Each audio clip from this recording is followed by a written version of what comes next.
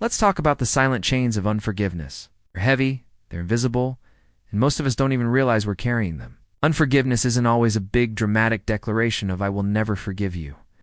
More often, it's a quiet poison that seeps into our daily lives. It shows up as chronic stress that you can't quite pinpoint the source of. It's that feeling of emotional numbness, where you know you should be feeling joy or connection, but there's a wall you can't get past.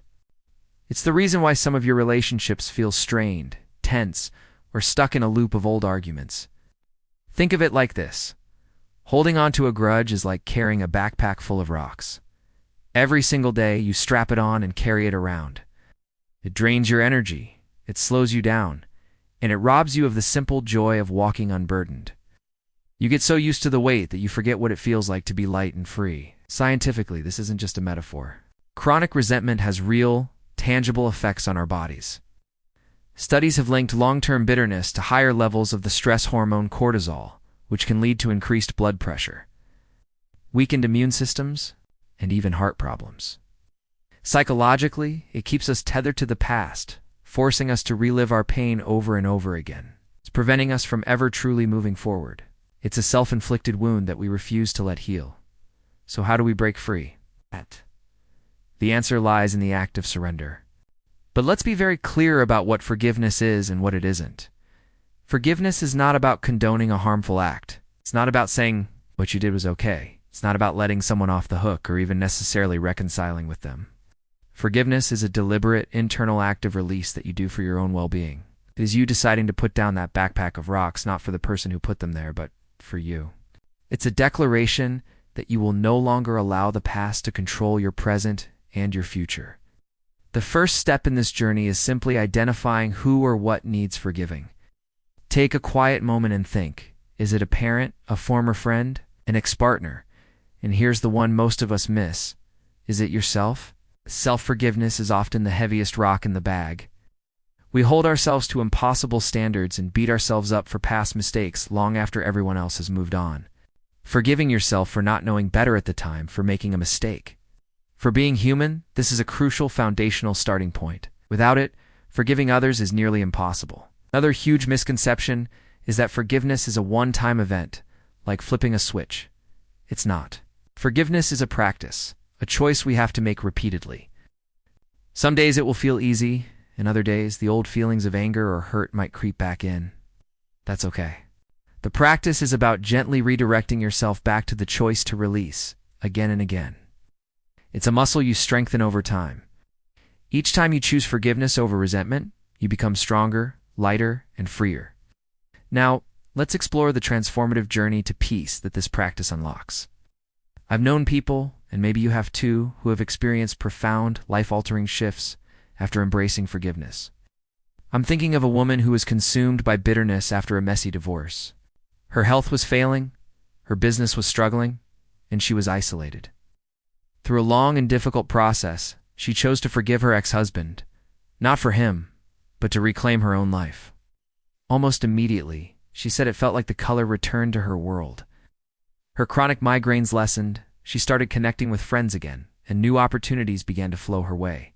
It wasn't magic. It was the natural result of releasing a massive energetic and emotional blockage.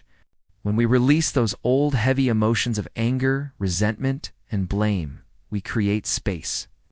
It's like cleaning out a cluttered room. Suddenly there's room for new things to enter. Joy, creativity, compassion, and connection.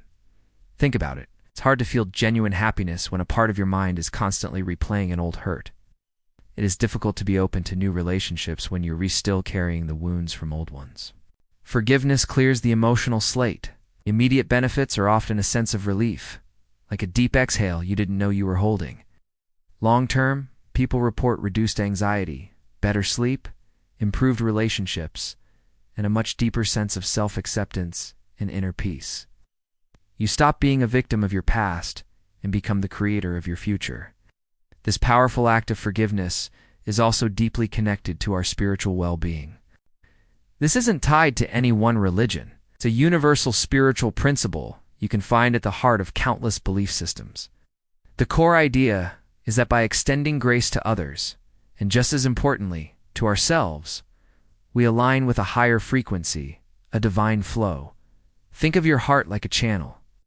When it's clogged with resentment and bitterness, it can't receive the love, guidance, and peace that the universe or God or your higher self is trying to send you.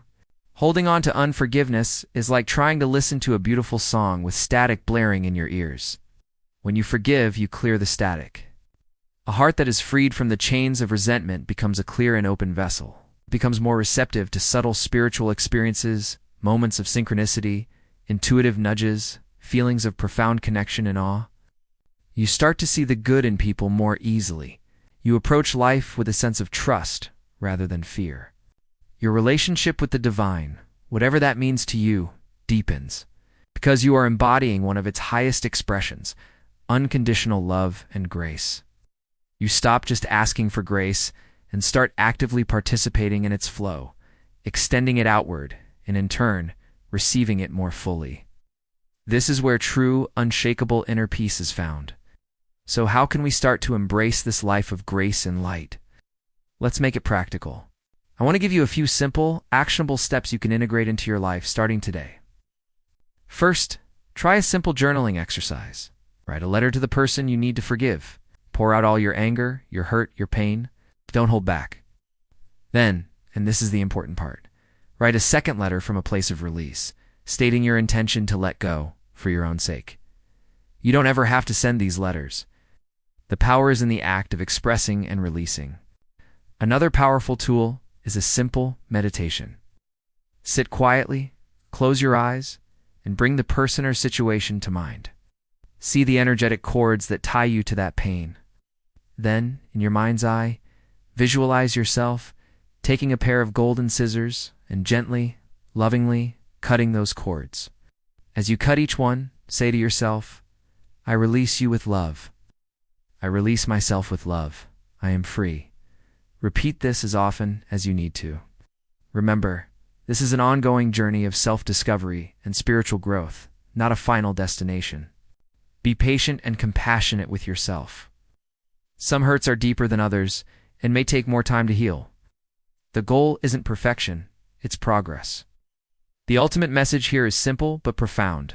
By consciously choosing to embrace the unseen power of forgiveness, we unlock the door to a life we may have thought was out of reach. We free ourselves from the prison of the past, strengthen our divine connection, and cultivate a life filled not with fleeting happiness, but with deep, enduring grace and light.